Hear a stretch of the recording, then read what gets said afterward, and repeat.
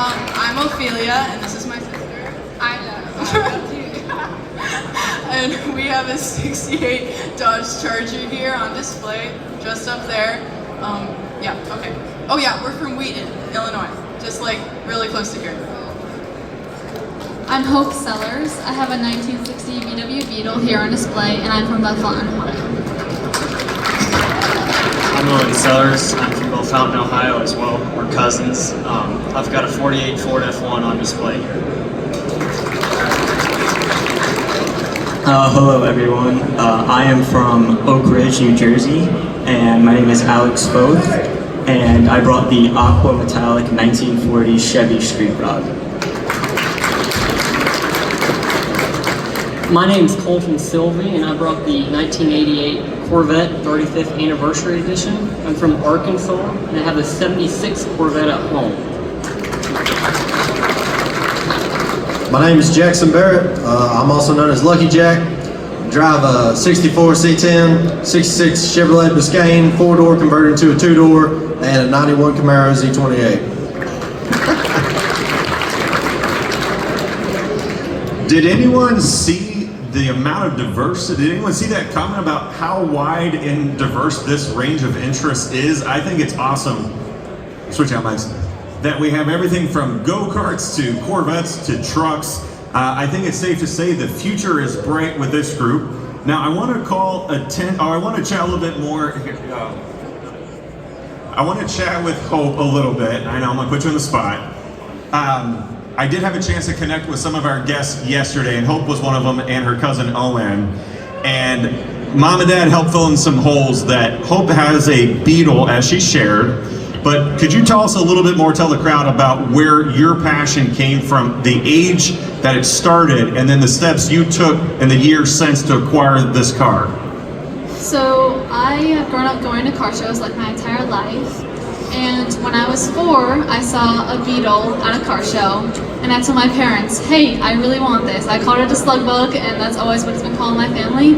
And they told me, okay, start saving your money. And they weren't sure if I was going to do it, and I did. And so I started saving money from everything, and just like doing odd jobs. And so when I was about 12, I had almost $1,000 saved. And I was looking around at like Craigslist and Facebook Marketplace, and I saw a Beetle, and it was in a barn. And so we went and drove to it, and it was torn apart, 1,000 pieces. It was like just a rusty old shell, like nothing like cool to look at. Like you wouldn't think it was worth hardly anything, but I mean, I thought it was like the most amazing thing ever. And so I bought it, and since then. My dad and I have been restoring it together. My whole family has just pitched in on helping on it, and I've done tons of rust repair and welding and just all that, and I painted it myself, and my dad and I are building another motor for it, and so it's just been an entire restoration, and my whole family has just really pitched in on it and been such a big support to me, and so just it's been a huge family thing, and it's been a huge blessing in my life just to be able to experience everything that I've done on it and everything that I've learned about it. So. Woohoo! I found that incredible that her passion started so young and then she started saving. I love that.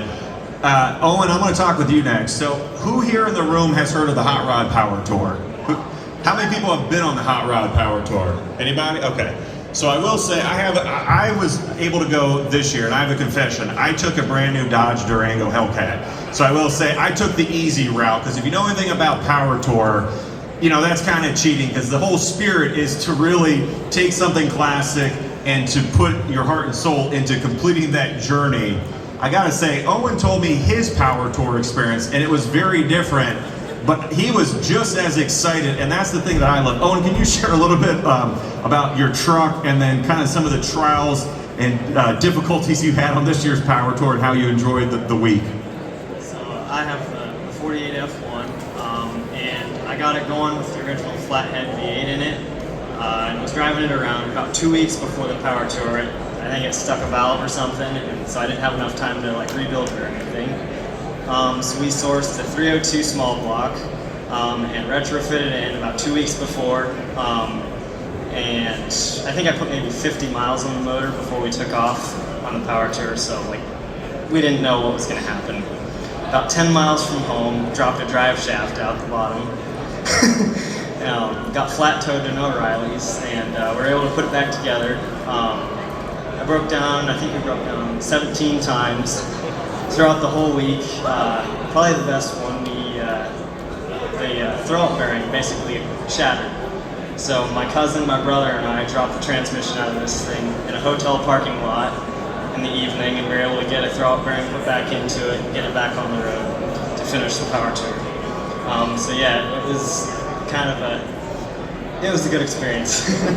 Are you doing Power Tour again next year? That's what I want to know. Most definitely, yeah. It was a really good experience to just be able to, learn more about it and just have to think critically and figure out problems. And a great time to bond with my family over it and, solve problems. Awesome. I'm going to talk with Carly next, if you can hand the mic to her. So for those who don't know, and just in case you're unaware, the Hot Rod Power Tour is a phenomenal event. It really kind of carries on the spirit about not just having a passion, but actually getting out with thousands of other participants and enjoying driving, seeing this country that we're so privileged to live in. So I encourage you, if you haven't been on it, come out. And I think Owen's experience is typical, but I'm saying only because sometimes you got that crunch, you're trying to get the vehicle done. It's thousands of miles, multiple states. It's worth attending, and I'm sure we're going to see Owen and probably several others on next year's Power Tour. Carly and I chatted also yesterday, and I thought what's interesting about her story is she shared how her love of classic cars is leading into your vocation. Carly, can you tell the crowd a little bit about how that's playing out for you? Yeah, absolutely. So when I bought my car, I was 16, and though the body work on it was really solid, the paint is really cool, the engine, not so much. It was really rusty and dirty, gross.